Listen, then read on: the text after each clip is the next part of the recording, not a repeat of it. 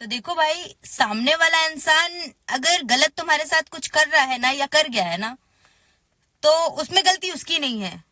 क्योंकि जब धोखा होता है तो धोखा हमें सामने वाले ने नहीं दिया होता, बल्कि हमने खुद को दिया होता है।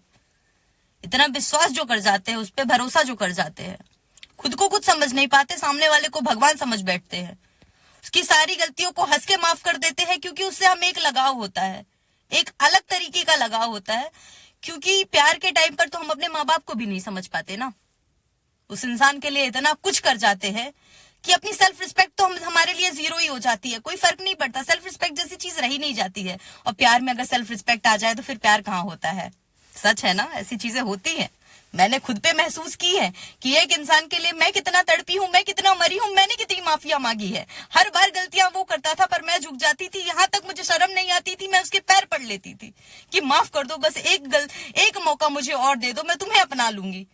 समझ नहीं आता था कि वो मुझे ठुकरा रहा है, मुझे धोखा दे रहा है, पर उसके साथ रहने के लिए मुझे सारी चीजें मंजूर थी, क्योंकि उससे प्यार था मुझे।